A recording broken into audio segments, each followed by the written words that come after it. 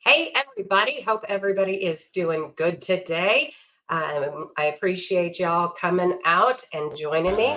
Let's get a little bit of music out here while we wait for some additional people to come on. So today is going to be another great show. I have a wonderful guest.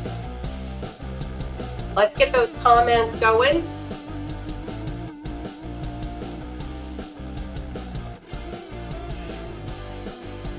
Misty, Mrs. Wayne, hello, welcome. Jason, hello. We'll give it a couple minutes, let everybody jump in.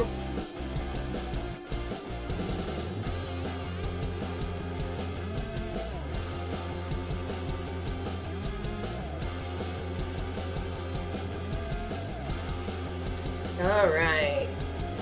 Jim, how are you? Hopefully everybody's had a great Thanksgiving weekend.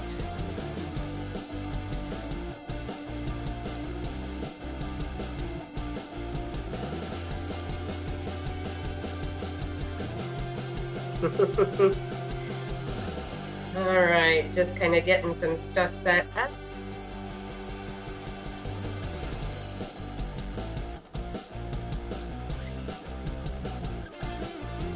Okay.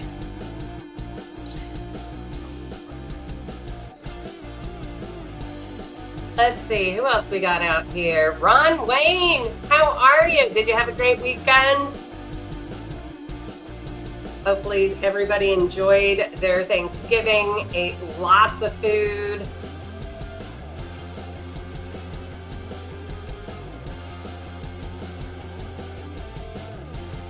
I have a great guest tonight, somebody near and dear to my heart.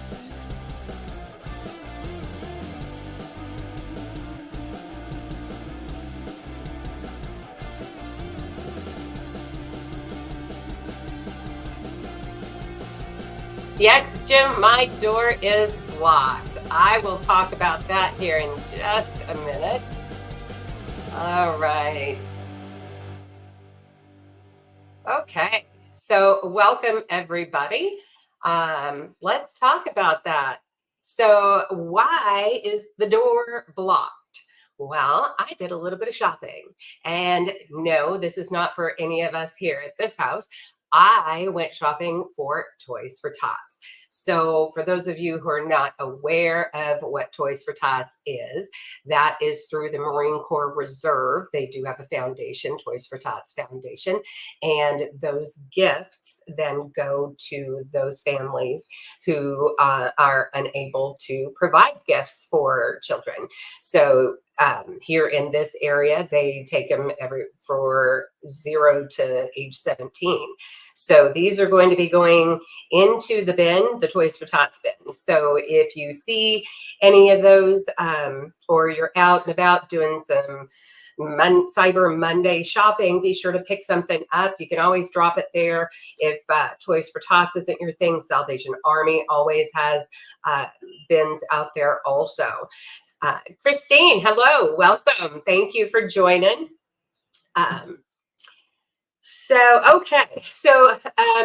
Just a little bit of information. I know most of you have joined me, been here since day one. So you kind of understand that what we have, every veteran has a different story. A lot of our veterans are auxiliary, if you will. They haven't necessarily been in combat. They have been in very strategic positions that help those who are in combat, be it communications, be it distilling water, any of those kinds of things. So I'm hoping that, everybody understands that. And that leads me into my next guest, very near and dear to my heart. This is going to be my brother, Perry, and he is a Navy veteran. So if you would please give him a great warm welcome. Hi, brother mine. Thanks so much for joining. I'm doing great. A head cold, it's that time of year. Kind of happens Yep. all the time. And I think it's worse here in Tennessee with the allergies kind of stacked on top of that. So if everybody hears the difference in tone in my voice, I apologize. I know it sounds kind of funny. So, um, Well, I feel your pain, and so the good news is that they don't know my voice, so they don't know that I don't normally sound nasally, right? right, right. And yeah, the head cold, they're just horrible. So, let's see. So we've got several people out there right now. We've got 8 viewing. Thank you all for joining. Oh, so Jim is getting 4 pickleball paddles. That's funny. He says he's getting 4 pickleball paddles to get the Hagstroms on the court. Oh gosh, you want to see me fall over? Okay, all right. And Jason, he loves dill pickles. I'm not sure where that came from. So do I, Jason. Dill pickles are really good. What's your favorite dill pickle, Perry? The green ones. Okay, Klaus. What are those? Clausen or Oh, Vlasic? uh, Vlasic, Clausen. I mean, I don't know. As long as You they're know, is they're yeah, green. yeah, as long as they're green, right? Well, my favorite. Thank you. My favorite dill pickle, honestly, was from a place called Tony's down on First Street in Reno, um, and this was back, geez, in the '70s. And you would go in and get a sandwich there, and he had one of the old what they call the pickle barrels. And so when you walked in there, there was this big 50-gallon pickle barrel made of wood, and you would have to dig down into that thing that was full of pickle juice, and you'd grab out a big monster dill pickle. Oh my gosh. I have to say now I'm a huge fan of Clausen pickles. Those are the ones, we grew up with, right? In the refrigerated section with lots of garlic, really crunchy. But I was introduced by friends of mine, friends of ours, um, to what's called the best pickles, and those are made in Texas. Um, and I have to say, so I make a dill pickle bacon chowder soup, right? And those suckers stay nice and crispy in that soup. It's amazing. Wow. I, I, Ron I, Wayne says, "Thank you for your service and sacrifice." thanks, Ron. And of course, your Hello, my brother.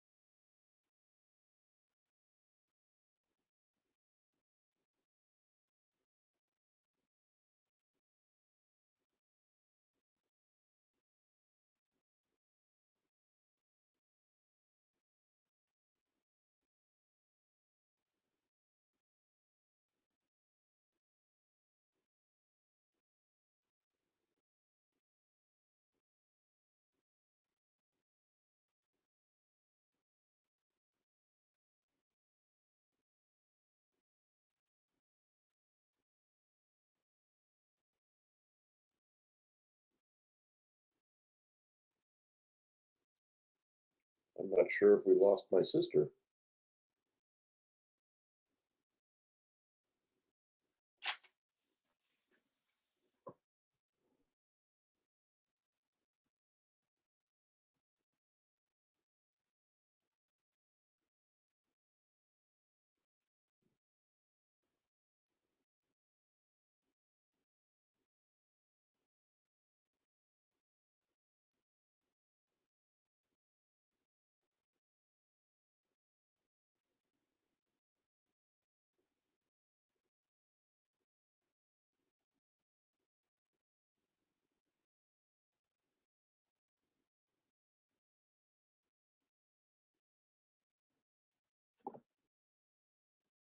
Patty.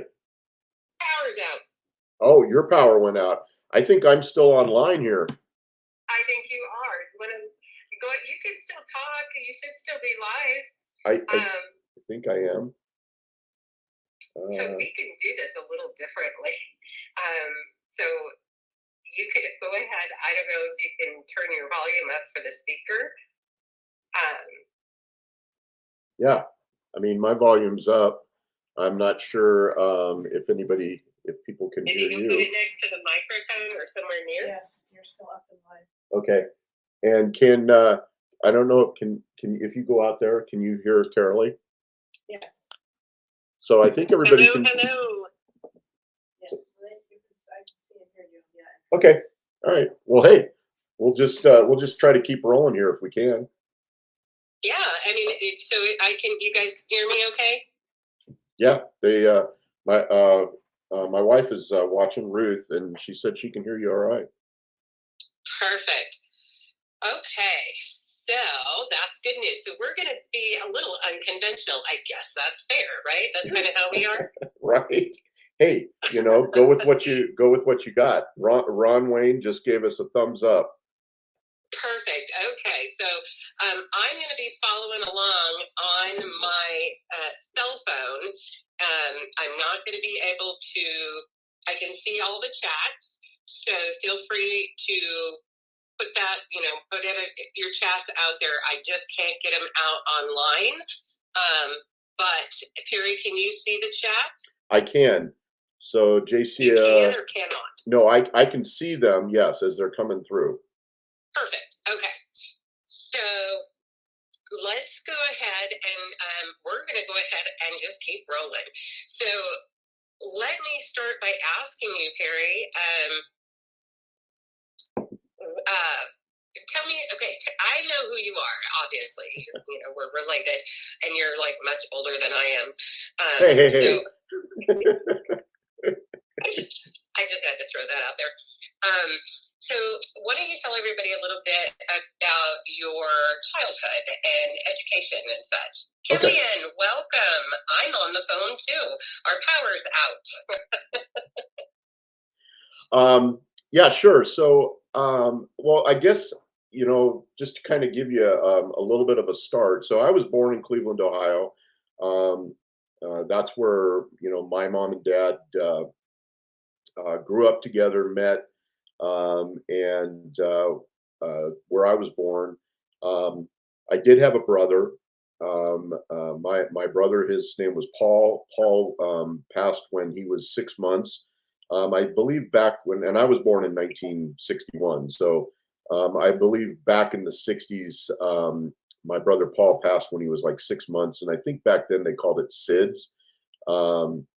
If in sudden infant death syndrome or something like that. And so he passed when he was about 6 months. And I believe that he's buried back in Cleveland, Ohio.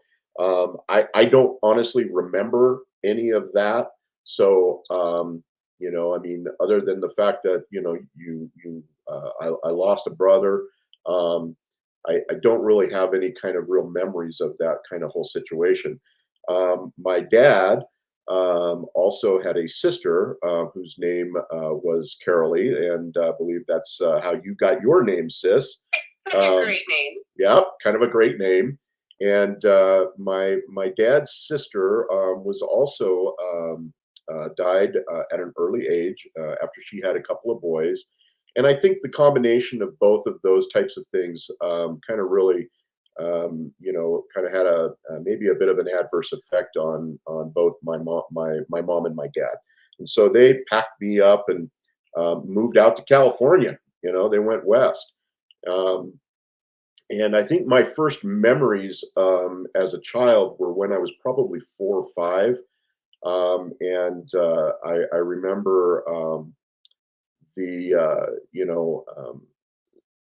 I just kind of remember some of the things about, my grandmother, grandfather, coming out to visit. My mom, my dad. My dad went to work for a radio station out there in Santa Rosa, California. I believe it was an old rock and roll radio station called KPLS.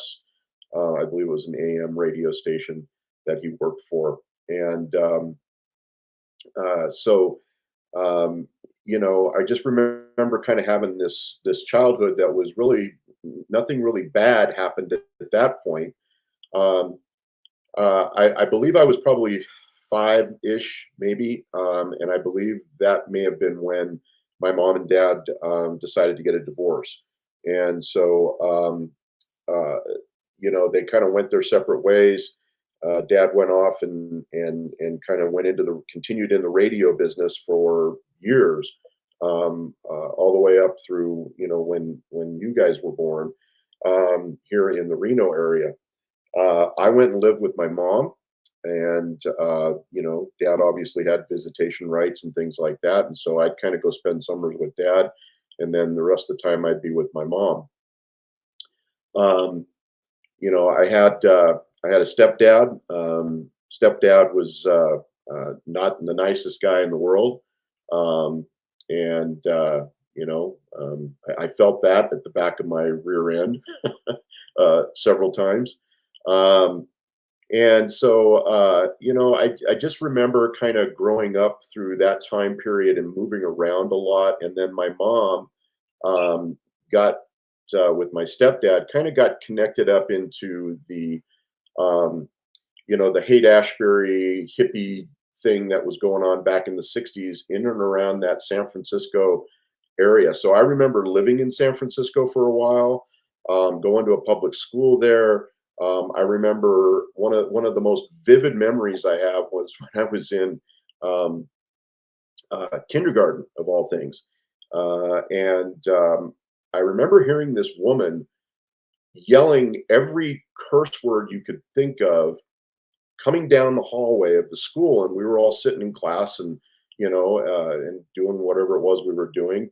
And I think we were all kind of looking around at each other like, what is all that noise and who's yelling and screaming? And all of a sudden this woman comes barging into our classroom and said, "Come on, son, let's go." And come over, grabbed me by the hand and took me out of school and basically looked at me and said, "We're never coming back here again." And off we went. She was right. We didn't go back. Well, the reason that I was taken out of the school was because apparently I hadn't had a bath in a while. My hair was kind of growing out all over the place, and I don't think I'd changed clothes in maybe a few days.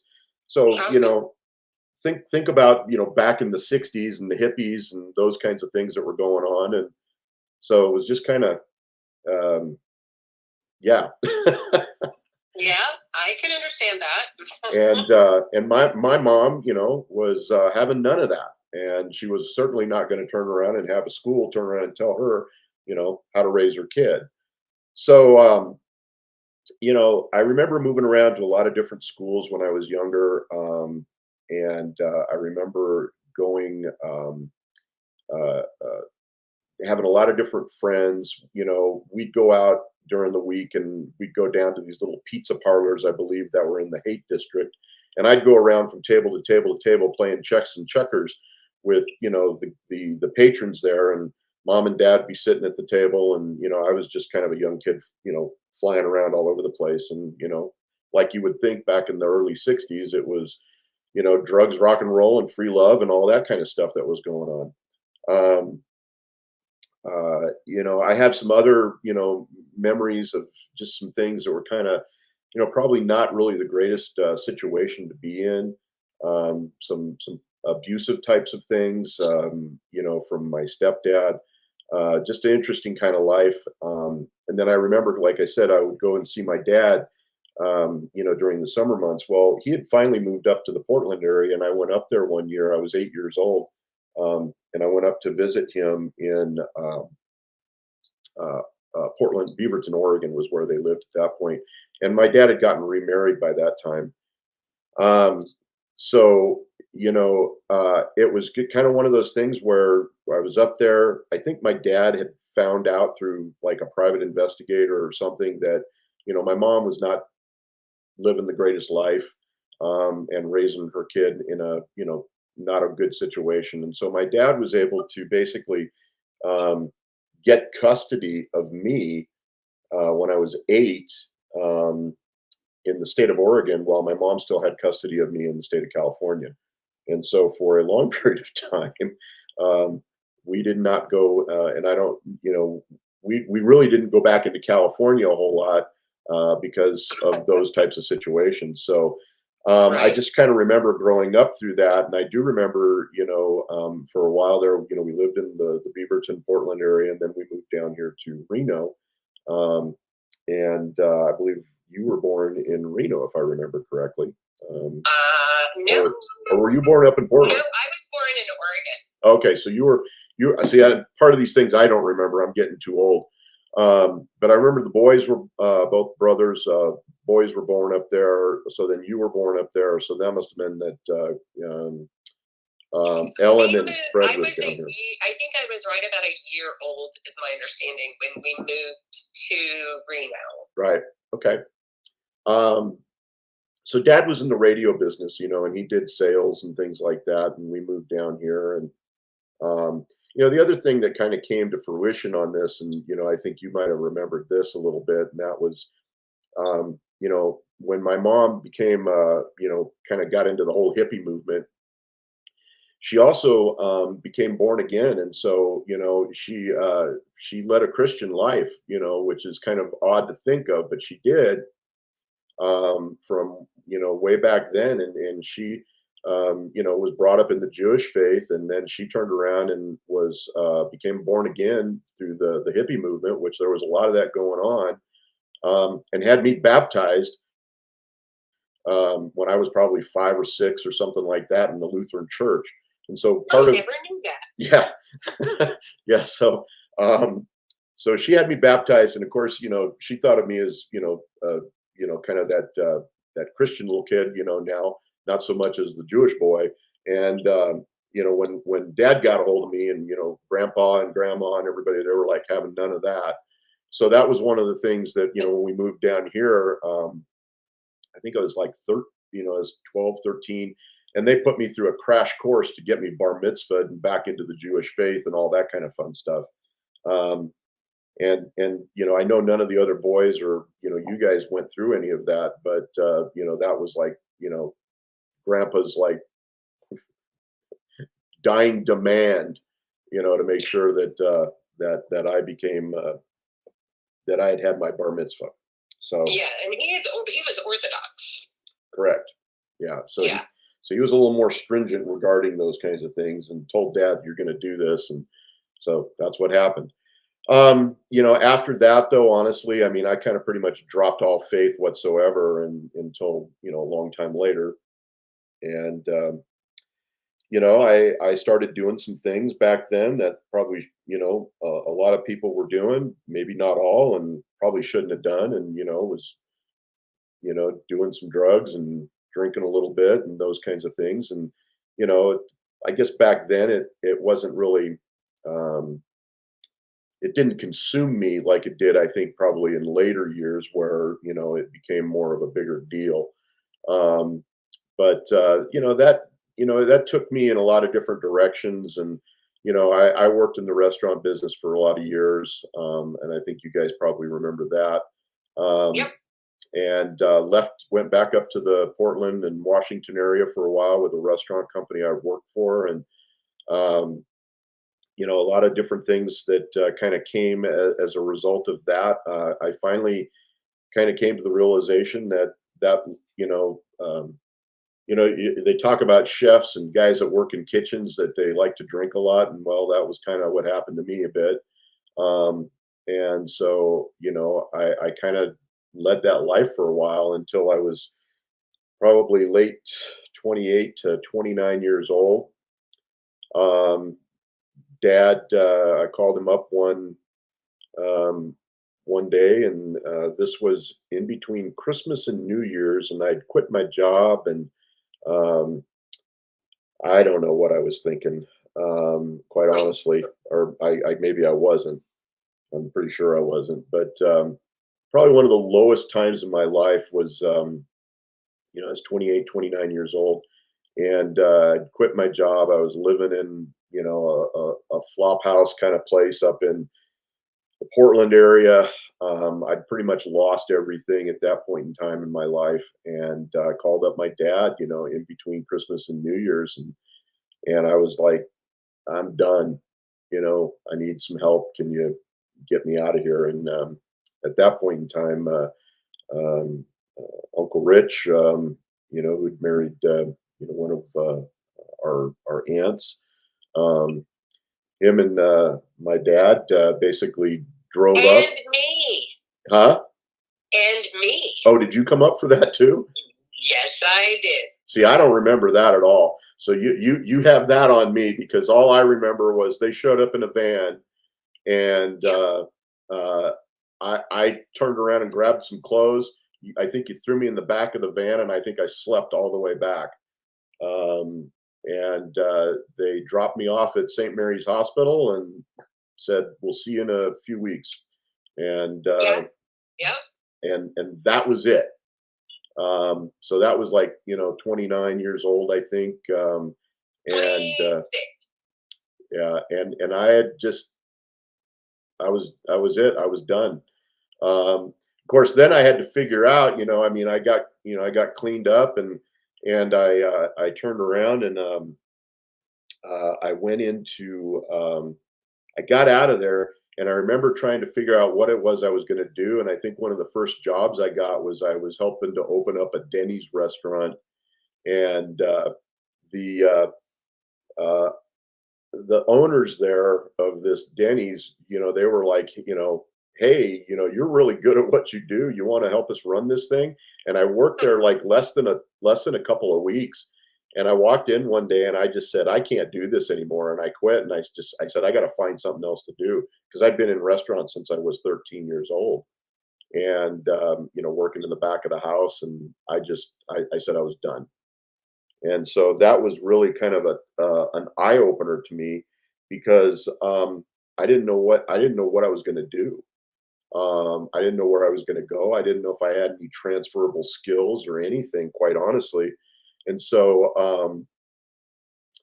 I I remember um, I remember Dad came up to me one day and he said, "Well, you need to work, because here's the rules while you're living at the house." And of course, here I am living at the house. I'm 29, going, this will be interesting. Um, so I turned around and uh, I said, "Well, what do you got in mind?" And Dad said, "Well, look, it ain't the greatest thing in the world, but he goes, I can get you a job cleaning up at the radio station." And I'm like, "I'll take it." And so, that's where I started to learn parts that of my life that today, kind of mean a whole lot. And one of them was humility. Um, and so, I remember, going into, the radio station at, overnight. And I remember, cleaning up all kinds of just disgusting, gross stuff. I mean, I don't know if anybody on that's listening has ever been around a radio station, back in the day when there was a lot of things going on. And it, it's just it's just the grossest stuff you could ever think of. Mhm. And then on top of that, they put on a long record, because you're in the overnight, and who's listening and all that kind of stuff. They put on a long record, and then they'd go out back and they'd want to start smoking a joint or something like that. And they're like, "Hey, you want to come with us?" And I was like, "No, get away from me. Don't even come near me with that stuff." And so I just I turned around and I did that for I think a few months, um, and did some cleaning up around there. And I learned that you know what, um, you have to go through things in order to turn around and be able to move forward. And that was one of the things I had to go through. And I had to learn some humility, and I had to learn that no matter what you do, you can have a purpose in life. And that's kind of how things started to change for me. So I got into some other jobs. And one of the things I got into is I remember getting one of my first really good jobs that kind of led me to where I am today.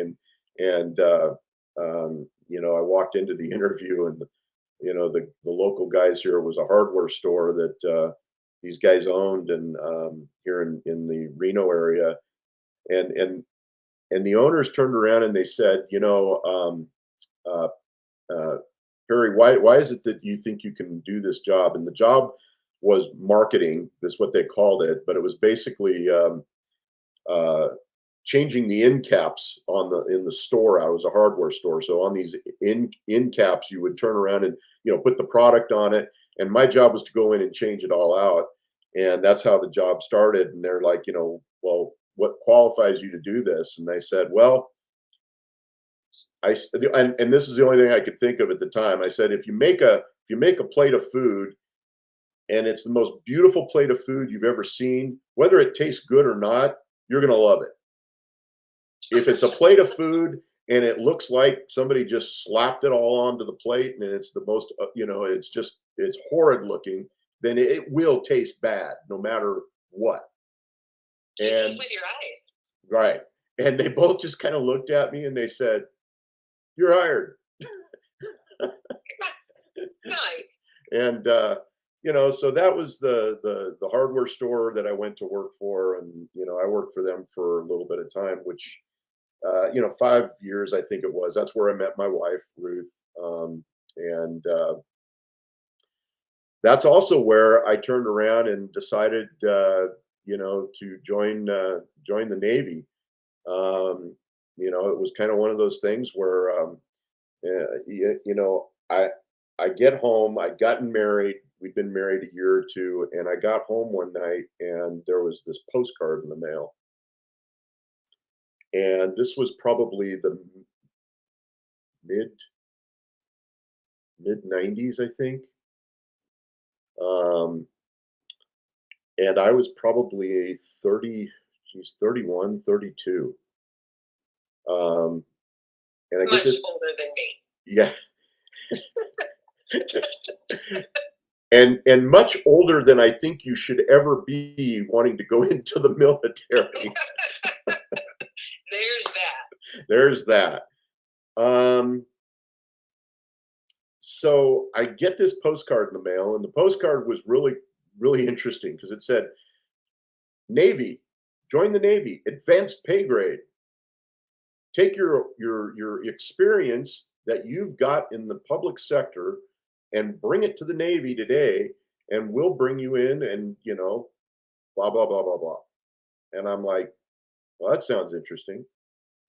Um, so I don't know why, but I remember going in talking to my wife, and I said, "Hey, I think I want to do this." Um, and she was like, "Well, okay, why?" And I said, "Well, be a little extra income." And I said, when I was in high school, I was in ROTC, and I was not a good student. I mean, I barely got out of high school, sis. And I don't know if you remember that or not, but I think it runs in the family. right? except for one, I think that I'm aware of. and and Right. and kudos, Exactly. Except for one. I right? think, yeah. And I was the same though. and kudos to him for as well as he's done. Um, 100%. but I remember, I just remember turning around thinking to myself that one of the things that I really loved when I was in high school was I loved ROTC. I felt like I had a purpose there. I felt like you know um, there was something for me to do and accomplish, and I did well. I mean, I didn't do well in much of anything in high school. I did well in that. And so I said, I think I want to try this. I think I could do this. And so she said okay. And I remember making the phone call and went down, took some tests, and they turned around and came back and said, hey, you're in. And I'm like, really? And they're like, yeah. and you're in. We're gonna turn around and we're gonna put you in a unit. And here's where the recruiter talk comes in now.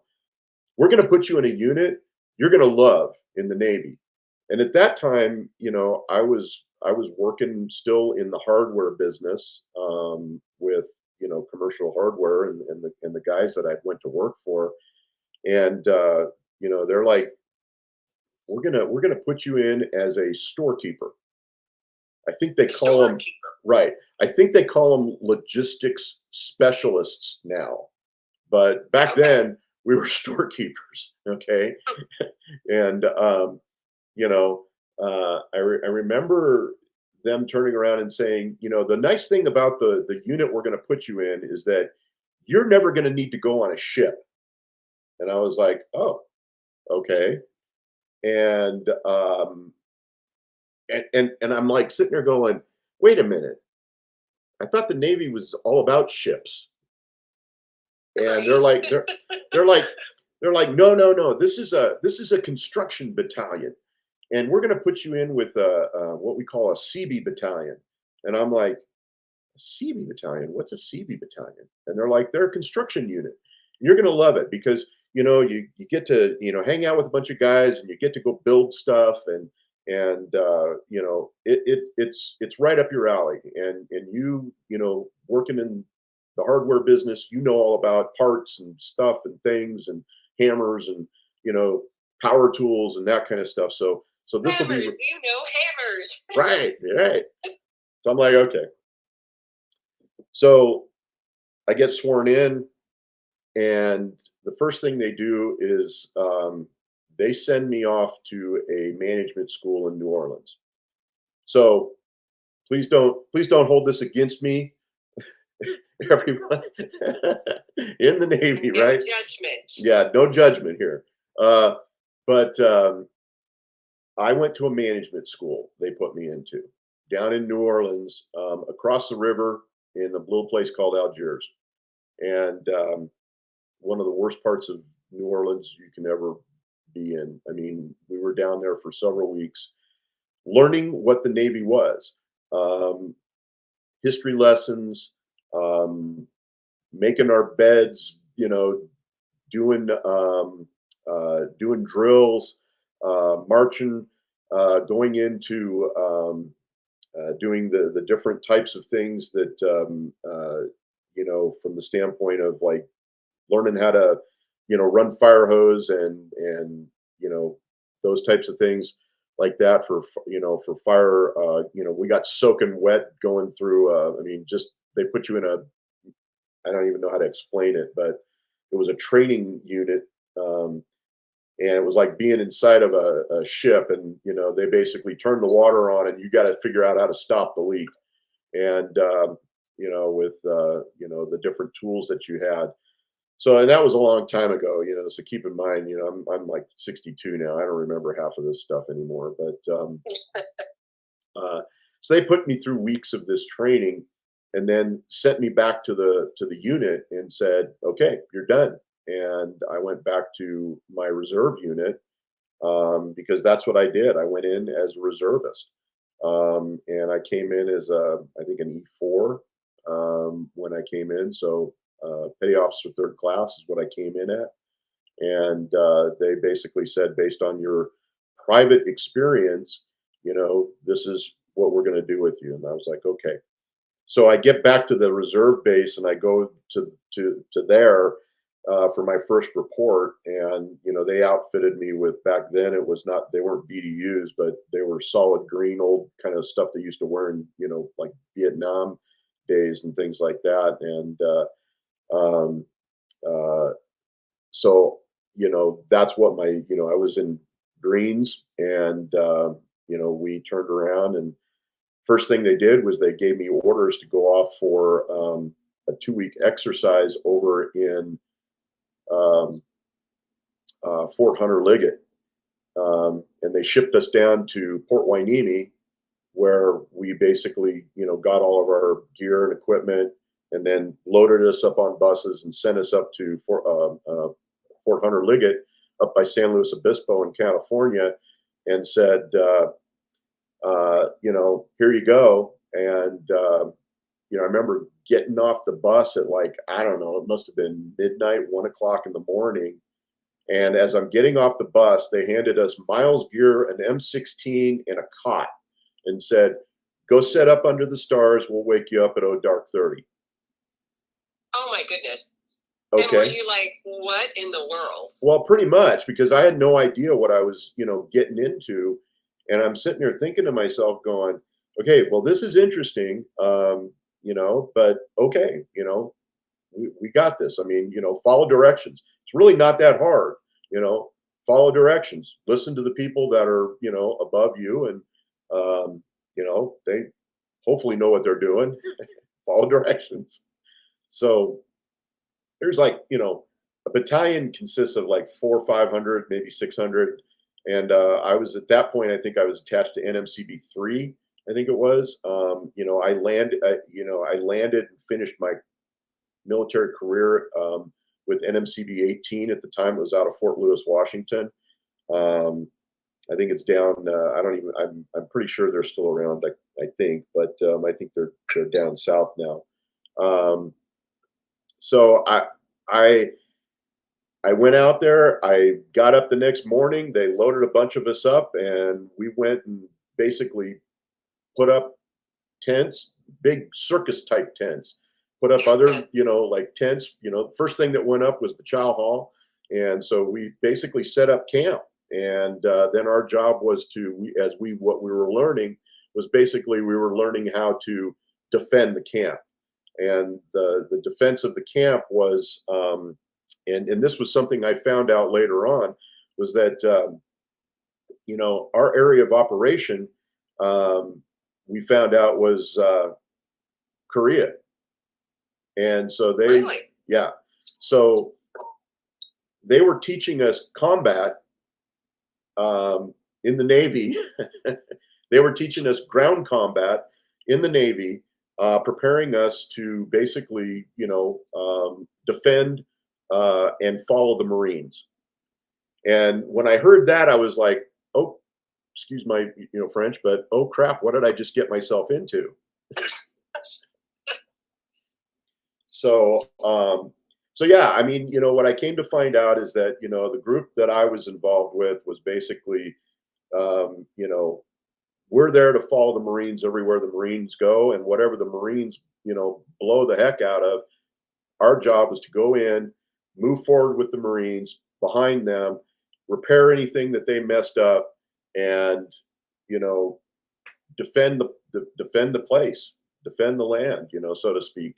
We weren't necessarily out there, on the front lines, but our job was to turn around and um, be the backstop, and not let them through, as a bunch of reservists. And so I did that for a lot of years. That's what my job was. Um, I got recalled then. So, Wow. that was interesting because they yanked me out of. This was back when Clinton was bombing Kosovo and Herzegovina. Uh-huh. Um, Late 90s, 1999. I think it was. They started. I think, geez, I'm thinking April, March, 1999. They started doing some bombing missions over there.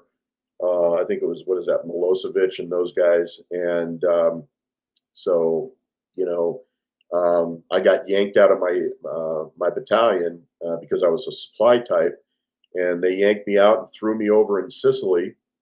Um, and I was over there for several months on active duty, and I was in supply, and my job was to count parts. They were launching U-2 missions out of NAS Sigonella, and I lived in outside of Catania, there on the island of Sicily, in a little town called Acitresa, and I spent several months there, um, and all I did was count parts, Wow. and then went back and counted the parts again, and then went back and counted the parts again. So I think I counted the parts at least 2 or 3 times for each section of parts that I was counting, and then we'd start all over again, that whole process. Were your numbers the same the second time you counted them and the third time? Never. Never. They were never the same. And I'm like sitting there going, how can the numbers like be off like that? And I mean, maybe they used them. I don't know. It was the weirdest thing ever. And I think they weren't necessarily looking for the numbers to always be the same. They were just trying to kind of come to we think we have this much. Well, at least you didn't run out, right? Or Right. well, we hope you didn't run out. We hope so. So I did that. I came back, went back into the unit. I did get a promotion when I was in. I took my test and went from an E4 to an E5. So I was that's what I stayed at until I got out. So how long?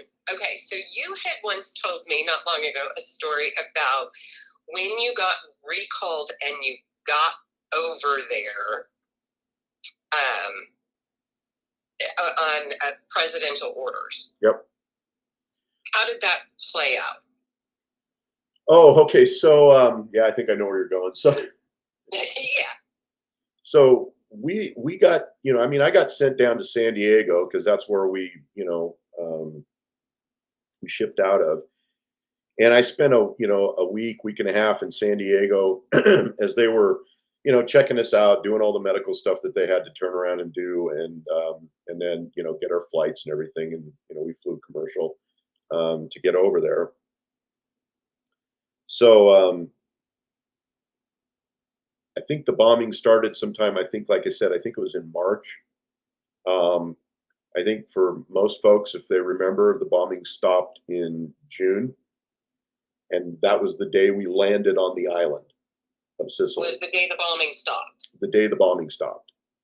And so, there's like, I think on our orders going over there, I got to think there was probably 25 to 30 people that landed on the island at the same time that got off of that airplane, and they got us, put us on a bunch of vans, took us off to the command center, and walked us into command to report, handed in our orders, and the commander comes out and he's like, "What are you guys doing here? What are you doing here?" And we're like, "We're here to report for duty," and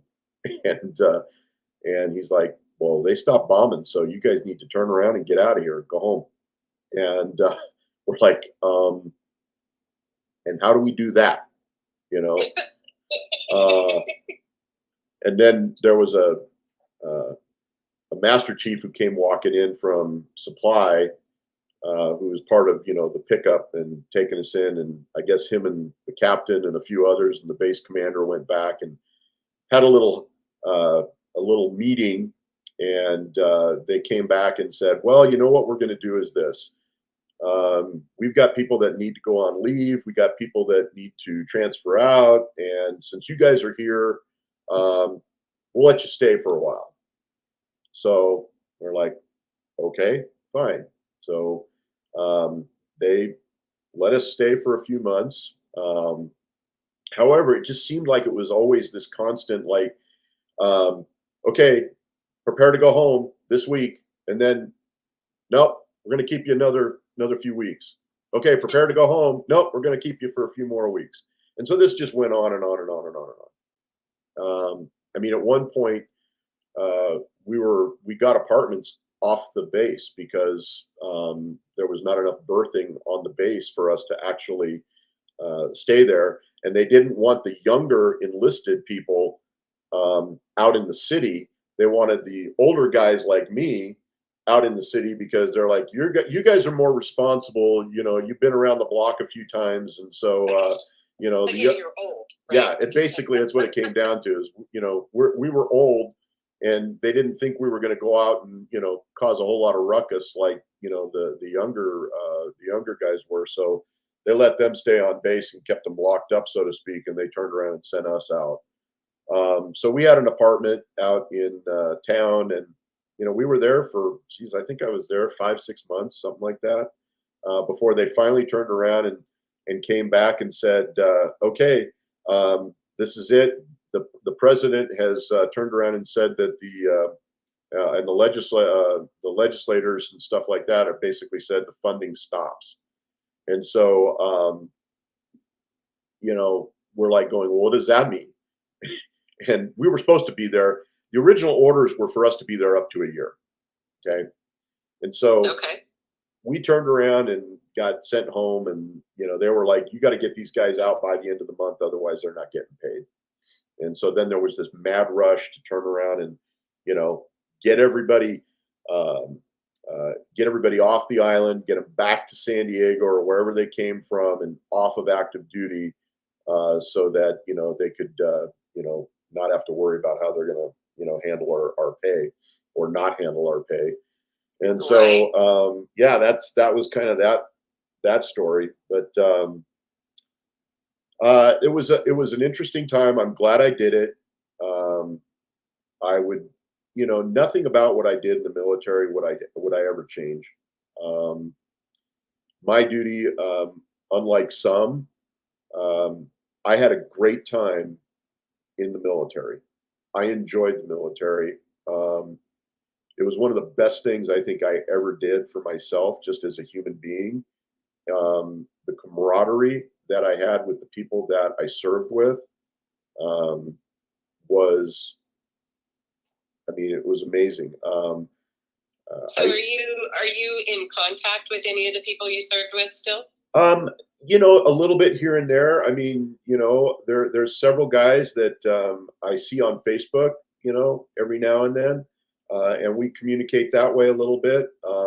There's been a few guys that since I've been out that I've seen on a personal basis, and we run into each other because a lot of the guys that were in my unit here in Reno, Nevada, they're still around, and so I bump into them every now and then out, running around.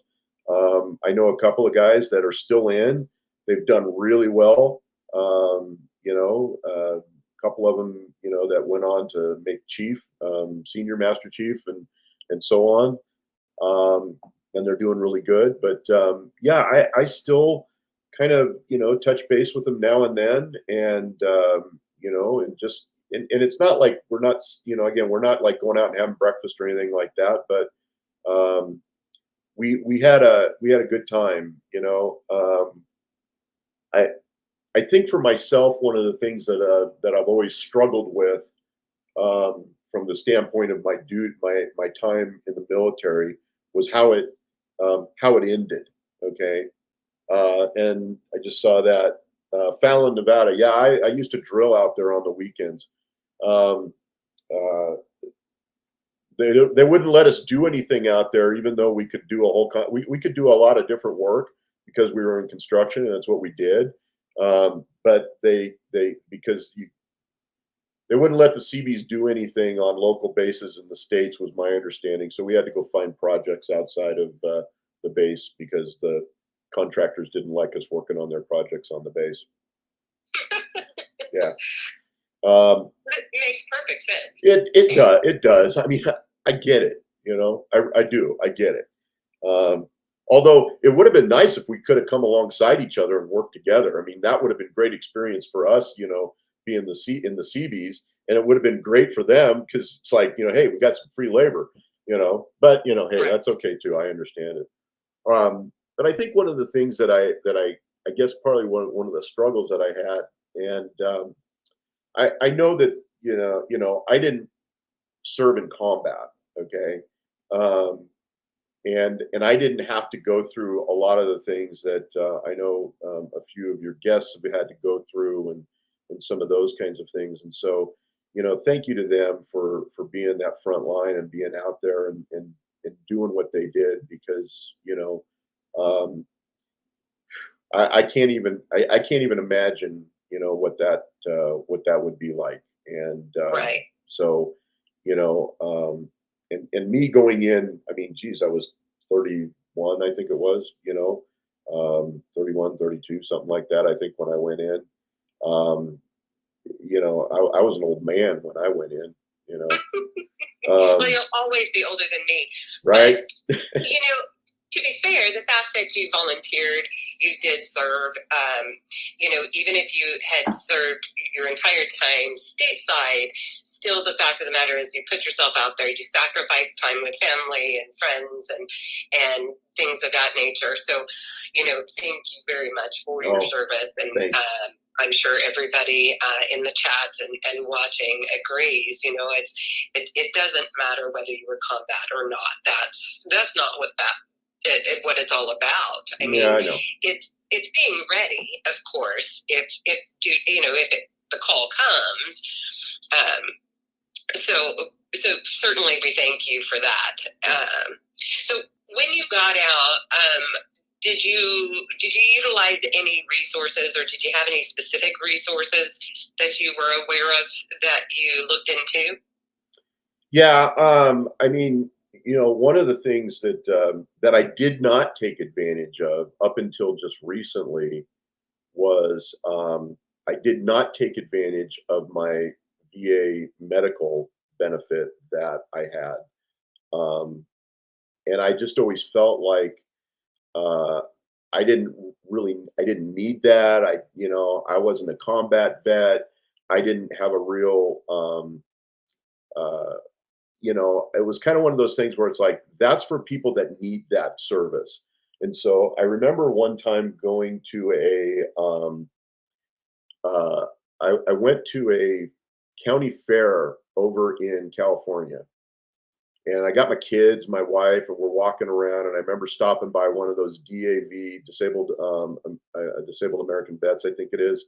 Um, and I walked by one of those, and I walked up, and I was just talking to the guy there, and we were talking about the medical benefit, and he turned around and he explained it to me very clearly, and he explained it to me very well, and he said, look, the VA medical benefit, okay, is there for all vets, and it is a benefit, and we need more people to be involved in that benefit in order for there to be for us to be able to get the funding and the things that we need for other veterans that do need those services, and that type of thing. So and I know not all vets have had a great relationship with the VA, and there's been certainly some bad VA medical centers out there.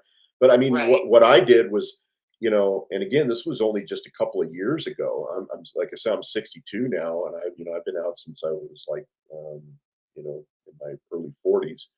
But I signed up for the medical benefit. I'm the lowest tier on the level that you can get, but I have eligibility, and I've used the benefit. Um, in my mind, at least, having personal insurance through my job and through my work, I can tell you that every time I went to go see a local doctor first, I never actually saw the doctor, and I'm not taking away from the nurse practitioners. All people in the medical field are needed, and have a purpose and do a great job, and we don't have enough of them. Agreed. But once in a while, you need to see the doctor, okay? And so for me, um, I hadn't seen a doctor, an actual doctor, in like almost 10 years. Oh, And goodness. so I turned around and I signed up for my benefit, and I scheduled an appointment. It took me 6 months to get in. Okay. But Okay.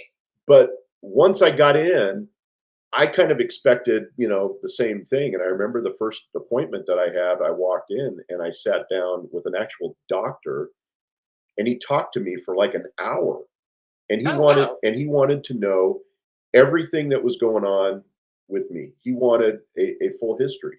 So for me, the medical benefit has been actually a very good thing, because I've actually had some things taken care of that I didn't know that I needed to have taken care of. So Oh, that's great. that's one benefit. The other benefit, and this is one that I personally took part in, because one of the careers that I went into was I was in the mortgage lending business for almost 20 years. And I got into that when I was in the military. And so um, I was a regional manager, I was a local manager, senior loan officer. So I'm very familiar with the VA home loan benefit that is out there. And I pushed that. I was also a part of an organization called VA Rep, which is the you don't have a chapter in Tennessee. I looked it up. I think there's chapter in like Georgia and some of those places, but it's the Veterans Association for Real Estate Professionals. And what they do is they go out and they help veterans with financial education, understanding things like their credit, and understanding the benefit that they have with home loans, because that's not again, the home loan benefit for veterans, that's not a a thing to turn around and take lightly. Right. I've used it. I will continue to use it. You can use it more than once. Um, like anything that you get from the federal government, though, any benefit where they give you money or cash, always remember the one thing, and that's pay it back. Otherwise, it becomes a problem. Um, Right. but the VA home loan benefit is something that, for me, is like one of the best things that a vet's got out there, because you can finance 100% of the house, and there's really no limit now on how much home you can buy. I've helped vets turn around and buy $1 million homes over the years that took out very small loans and had a lot of money that they'd had put away and saved, and so um, good stuff there. So I mean, there's a lot of really good benefits out there that the military provides for, insurance and those types of things. So I try to tell all vets, take advantage. SkillBridge is another one that I wanted to. I've talked a lot about with uh, in the job that I do now, because I work in government now, not in the mortgage business anymore. I work in government, and one of the things that we have access to is a thing that the Department of Defense puts out. It's called SkillBridge, and SkillBridge is for, well, not vets yet, but it's for um, active duty service members that are in the last 6 months of um, their tour. Okay, Hmm. and what they can do is they can go start an internship that the Department of Defense will pay for, to get them into and learn a trade, learn a job, so to speak, depending on what they want to get into. Um, That's and uh, awesome. and then once they go through that 6 months and they get that, they learn that trade, so to speak, they have the opportunity to potentially go full time with the company or the agency that they're working with. Um, in the job that I'm in, we've put several people through the Skill Bridge program, and several of those people that are now veterans that are out of service have actually gone to work for the government in different types of jobs through that program. So Skill Bridge is another thing I think that's a really great benefit to help get people moving in the right direction, especially veterans. Getting jobs, keeping them employed. I mean, to me, that's one of the biggest I think concerns and issues is helping them out and getting them moving forward. And the Yeah, other that's a thing is just great resource. Now, um, is that something that's nationwide or is that I, just I Nevada? believe I believe it is. Yeah, I believe Okay. it's a nationwide program. The other thing I would just tell you and tell your vets is, look into what the states are what your state is offering from the standpoint of benefits through the local government. Like for state of Nevada, we have a veterans administration through the state, and so I would try to tell all vets to look at some of their local, and not all states are as um, helpful as maybe others would be. Just putting that out there. Right. Um, But there are some states, like I know in the state of Nevada, we have a very good Veterans Administration here for the state, and they're constantly trying to help people move in the right direction. But I know one of the things that they passed a law here recently in the state of Nevada that if you come to work for the state and you need to do medical stuff, because usually when you first go to work for a company, um, and if you're in the military and you've come out of active duty and you've been in some kind of a situation where you need medical attention, a lot of times you don't get a whole lot of time off, especially if you're starting a job. Okay. Right. So the one thing I would just tell your people that are listening is to look into their state to see if there is anything in their state law that will allow for veterans to take time off, paid time off, in different types of jobs and different types of positions that will allow them to get some of the medical care that they need while still getting paid and still being able to hold down the job and keep the job. So I know the state just recently, we've been trying to get that passed here in Nevada for 4 years, and we just finally got that through. So our Veterans Administration did a fantastic job of finally getting that pushed through. So you can go to work for the state in Nevada, and you can, as a state employee, you can get up to like 96 hours of time off in your first year for medical purposes, not other things, but for medical purposes. 96 hours doesn't sound like a lot of time, but in the big scheme of things, it really is, because it gives them time to locate doctors. It gives them time to try and come up with, other resources. Maybe certain doctors maybe might be open or available on a weekend, whatever the case may be. Right. So, that's huge. And I'm really happy to hear that Nevada has become very veteran forward. There's certainly a lot of room to improve. I remember a few years back, I was at a veterans parade, and I remember this gentleman walked up to us, and he was from a state. It will remain nameless, but it's west of us. Okay. And Gotcha. and he said, I walked, we were talking, and I asked him, I asked him, I said, how you doing? He goes, you know what? I'm doing good now. He said, it's great being in a state that loves their vets. It's great being in a state where you feel like you're appreciated. You're not afraid to walk down the street with a military hat on or a military shirt on. It's great to be in a state where you can feel like you're home.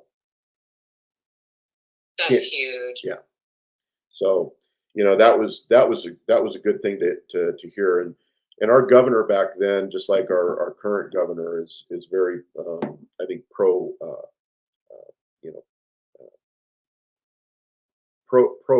I don't want to necessarily say pro military, but pro veteran services. We need to take care of our vets. We need to take care of our people, first responders, even active duty, right? Those kinds of people. So all that kind of stuff, and we're still working on some things. That we're having, that we're not quite there yet. Especially for like active duty folks that are coming in and transferring around, and people that need to be able to, their spouses that need to go to work. Sometimes that can be a struggle. So right, yeah. And things do take time. It's got to go through the process.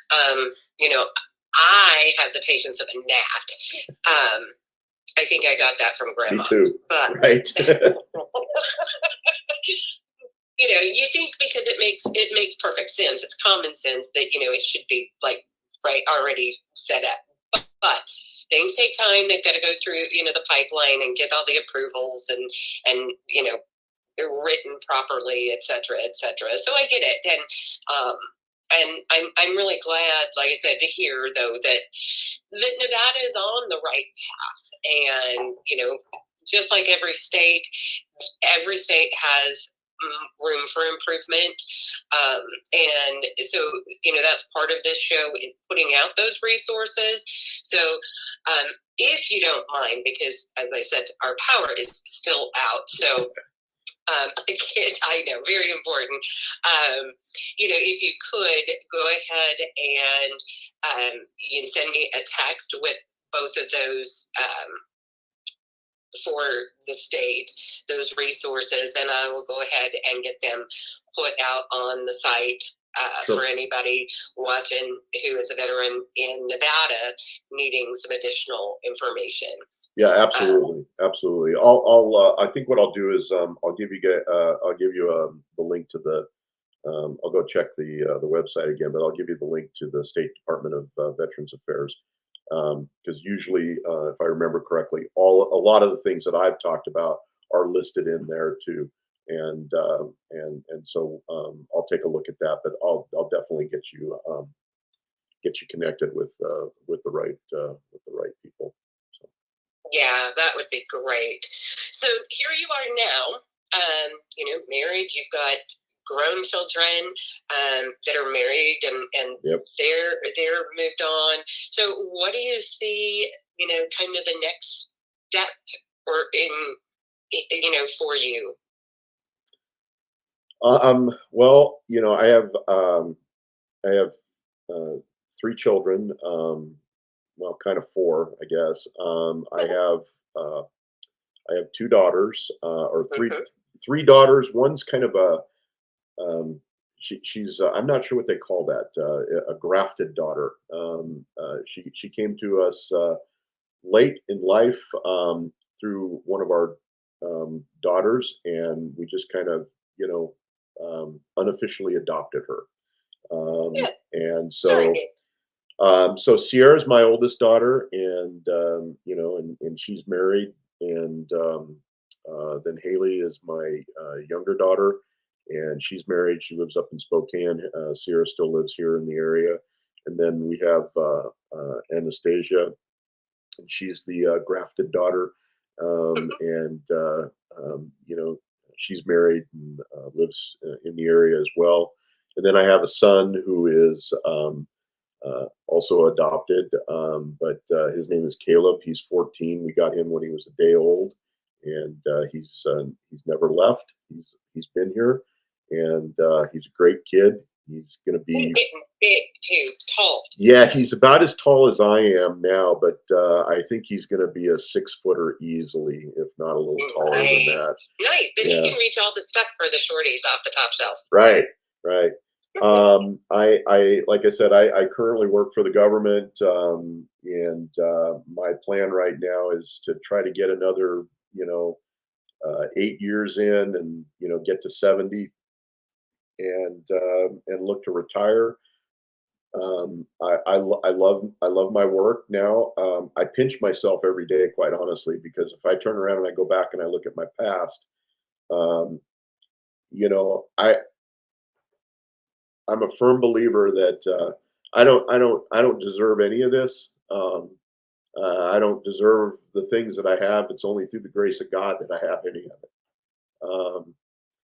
And so, I think a lot has to do with the fact that mentally wanting to turn yourself around and putting that first foot forward. So really, when you're willing to change and go the right direction, everything's open to you. Yeah. And the fact that you've done that, and you've succeeded.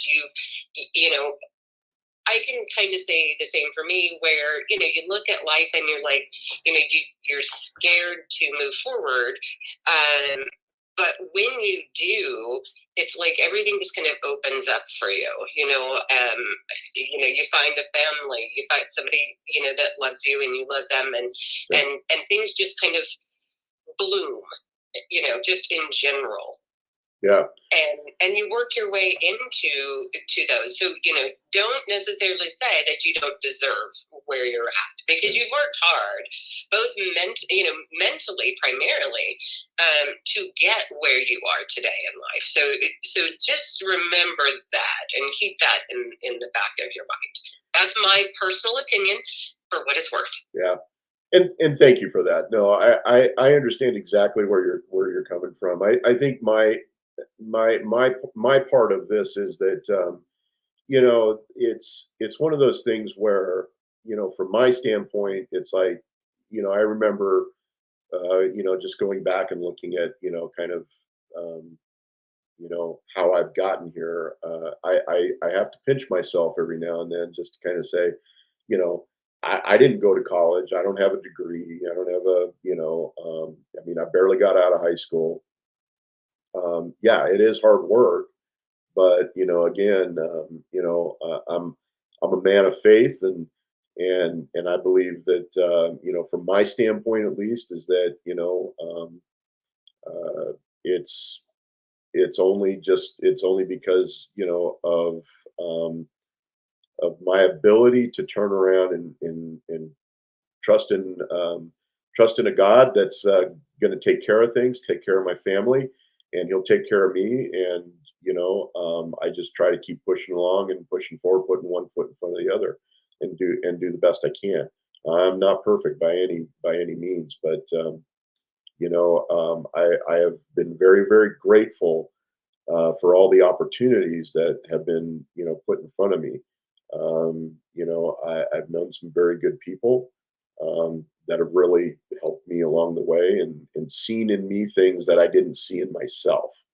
Um, and I think that's one thing that's important for all of us, because I do that now myself, where it's like, I look for those opportunities to turn around and try to say, hey, I see something in you that maybe you don't see in yourself, and I think you can do this. So Right. let's give it a try. Because of the opportunities that I've been given. So I try to do the same thing now. So but Which is sure. wonderful. Yeah. And I want to kind of throw this out there. This was actually put to me, and I might have said this on some previous shows, but for anybody listening, any veterans that may be listening, somebody told me, actually, when I was at the Mind Overland retreat in North Carolina a couple weeks back over Veterans Day weekend, um, that when you go into the military, you are signing a contract, and that contract is not just one-sided. A contract is two-sided, right? Yeah. And so with that comes, you know, when you do retire, when you do leave the military, whatever the case may be, you then also have the right to, well, I guess I should say the government now has their time to make sure to follow through with their end of the contract, to make sure that your medical is taken care of, that Right. that everything is going well, to try and put you back as close to as what you were when you went in. Yep. Yep. And, Absolutely. and so that's just something to kind of keep in mind. When I know that there's, you're not the only one, Perry, that I've obviously talked to that say the same thing, that they don't want to take advantage of the VA benefits, because they don't feel that they deserve them, or they need them, or whatever the case may be. However, it is a two-sided contract. I mean, you signed a contract to do a specific job. You do that job, and now the binding part of this is they need to make sure that they follow through with their end of that bargain, and Correct. continue to take care of anything that needs taken care of. So just kind of throwing that out there, for anybody listening. And I think one of the things that people should know is that um, the the benefits that a veteran has, um, in many cases, it's not a I mean, certainly if you're going to get a VA loan, you have to qualify for it, but it's still yours, okay? Right. And you can't lose it unless you give it away, you know? Um, it's the same thing with and this was something that I didn't really quite understand until I, took advantage of it, and that was the VA, health benefit. Um, I thought it was insurance. The VA health benefit is not insurance. Okay, it is a benefit, and I didn't really kind of grasp that. I think until I got it, and that's how it was explained to me. They were like, "This isn't an insurance company, okay? This is a benefit that you get that's available to you once you're qualified to take part in it. And these are the fees, and these are the costs and the things that and I pay.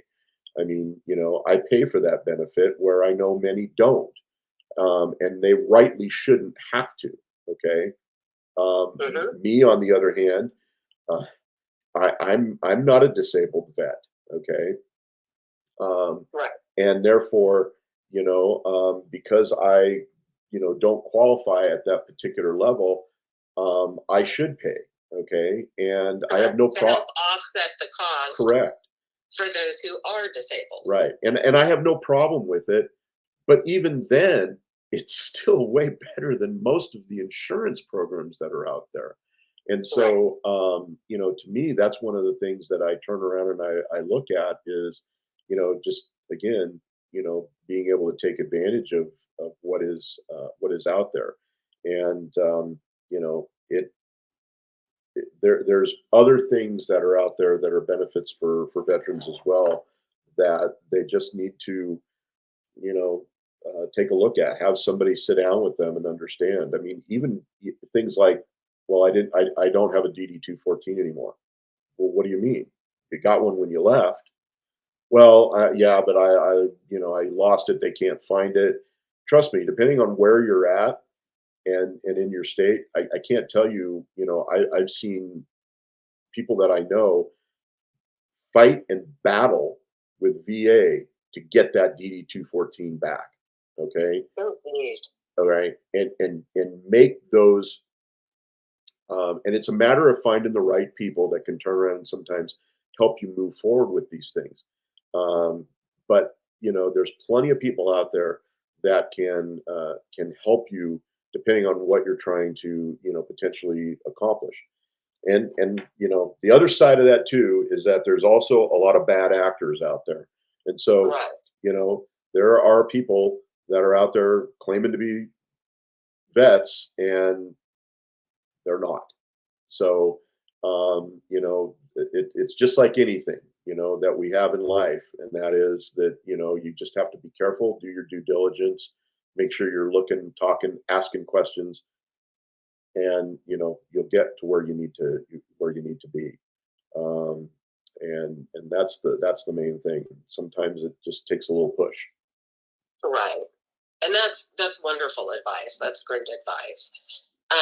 I'm going to throw out there for everybody listening, if y'all have any questions for Perry, now's the time to put them out there. We're going to start wrapping up. So go ahead and get those in the chats for me. So I think we've pretty much touched on everything that I can think of. And just a little clarification, we're going to go back just a little bit. So to clarify, you did not go through boot camp. Is that correct? Or basic training? I did not. Nope, I did not.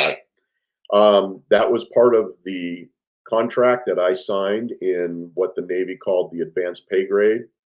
Was that I did not need to go through a boot camp. So, I don't have that in my resume. I can't say that I did that. I didn't hit Great Lakes or one of those places. Right. I went through what they call a management school, and that's what they put me through. Um, I alluded to that a bit earlier. Right. So, um, I had one other thing that I wanted to kind of I wanted to say because Yeah. and I remember this because it came up once in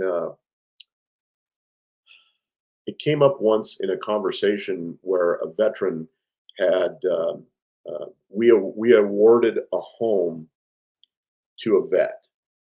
Oh, that's And, wonderful.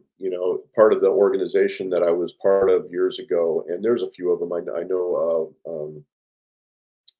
There's several, like Tower to Tunnels and some of these different organizations that are out there where they turn around and they take care of mortgages for people and they award homes.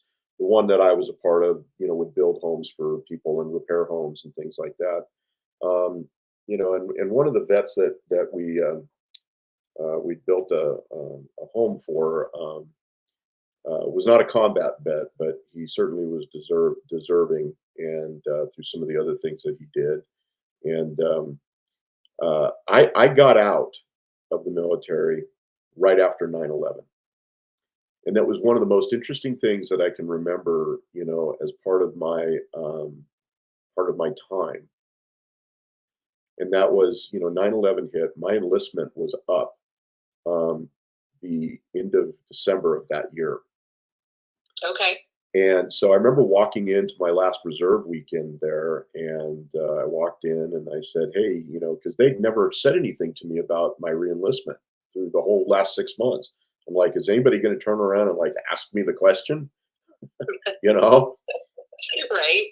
And so, I went downstairs to the personnel guys and I said, "So what are we doing here?" And they're like, "Well, do you want to reenlist or not?" And I said, "Well, can I re-up for, let's say, a couple of years?"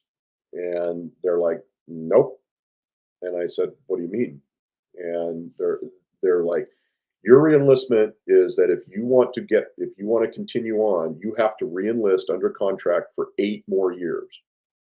Wow. And I was like, "Seriously?" And they're like, "Correct. You have to reenlist for 8 more years." I said, "I just can't do that." I said, I'm not a young guy at that point, and I mean, I don't know.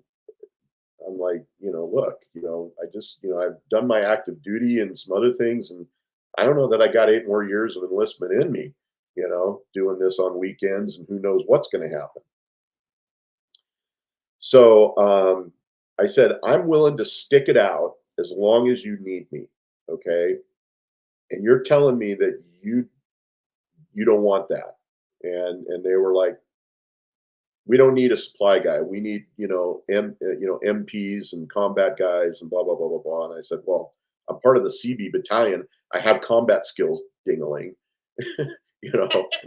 and uh, and so he's like, no, no, no, doesn't work that way. And I said, well, I guess we're done then. And he's like, okay. And so that was it. That was my last weekend. And I was out. And I got to tell you, I mean, it's one of the things about the military, I think, and it's that camaraderie piece that for me, uh, I was just kind of like, I don't know that I felt really good about it, but I felt that I couldn't make, any other decision than that to be done. Okay. Right.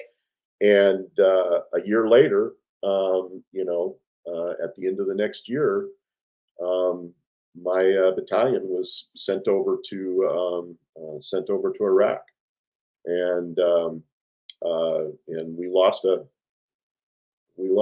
somebody over there. I'm sorry to hear that. But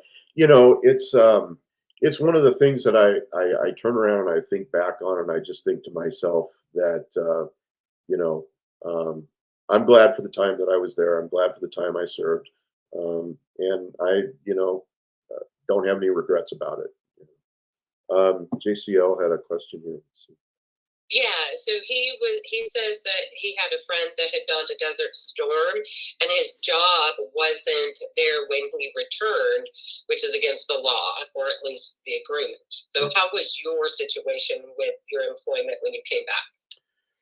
Well, I was fortunate at the time. I was in the mortgage business when I got activated, and uh, the company I worked for at the time was Bank of America, and Bank of America knew that there was, I don't understand it. I don't know. All I know is that the bank turned around and said, hey, if with what's going on, if you're activated, we're in support of this. You can go, and when you come back, your job is still here. And I did, and I left, and when I got back, I still had a job to come back to. But you're right. That is illegal. And I guess the question kind of comes down to what kind of a job did the individual have? Was there a contract? Was there something in the contract that said, hey, if you're activated for some reason, and again, that's my government brain that is kind of coming out with things. It's like it's hard to turn around and say if you don't really know all of the situation. But out the get go, I would tell anybody that if you're called to active duty and you have to go fight for your country, your job should be there when you get back. Period. Exactly. So, any other questions out there for Carrie? We made it up as high as I think 14 or 15 in the chats today, which is awesome. So thank you for that. I do want to throw out before I forget, because I'm really bad at remembering this. For those of you who are out there, make sure that you go out, you like and make a comment on this when it's done. Of course, it is going to be recorded for everybody to be able to watch it at their leisure. But I would really appreciate that, getting the word out. Carrie came up with some great resources, and then I'll be getting that information additionally and getting it put out there, some links as well for those who are in Nevada, as well as the one that is possibly national. So kind of keep an eye out for that. And Carrie, do you have anything else that you want to add? Well, the only other thing that I would just say is thank you, sis. You two have come a long way over the years, and thank you for you've got great support in your husband Jason, and I'm so very proud of you, and in doing this, thank you for putting this all together and asking me to come take part in it. What an honor Absolutely. it is, and a privilege to be able to do that. And we're always here for you, and appreciate everything you're doing. And just thank you to all of our veterans out there that might be listening and might see this. And grateful for all of you and what you've done and your service to the country. And um, keep fighting the good fight. Yeah, exactly. Jim did ask if he had lived in Spokane multiple times. He said, "Have you ever gone and visited?" I actually did go visit Spokane. My daughter and her husband moved up there earlier this year, and I went up to visit them here. I think it was probably March. I think of this year. I went up and spent a few days up there with them. Spokane's a beautiful little town. Yes, you're right. It's got a kind of a big city feel, and but it's a smaller town. Um, I love the river area. They actually have a river up there, unlike around here we have a creek. They call it a river, but it's a creek. Wait, you said creek. Jason, I hope you're paying attention. It's a creek, not a crick. Crick. Well, that all depends on what part of the country I think you're from. I know. That's been an ongoing kind of thing. Right. So. But yeah, it's beautiful up there. I love the trees and the countryside up there. It's really pretty. So, yeah. Oh, Jova Q just posted. Yeah. There's Soldiers, protection under sailors, the soldiers and sailors. Can't read all of that because it's blocked on my phone. Yep. There's Soldiers and Sailors Civil Relief Act. Yep, you are So, you are and correct. that should give you some information there if you want to look into that. Thank you for that, JovaQ.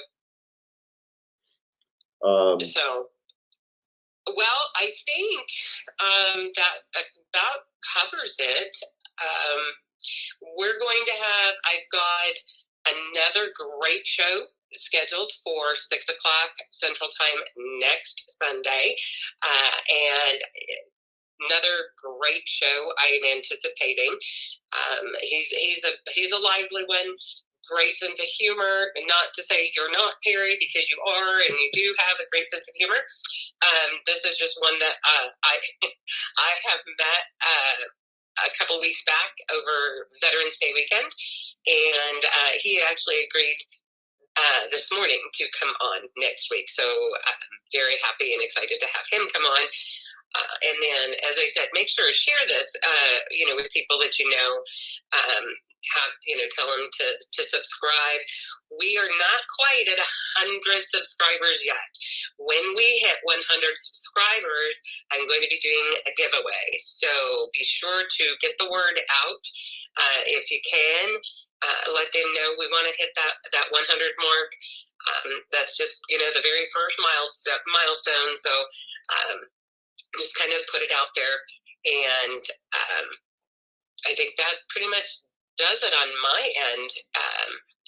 And yeah, so Jason, it is not a crick.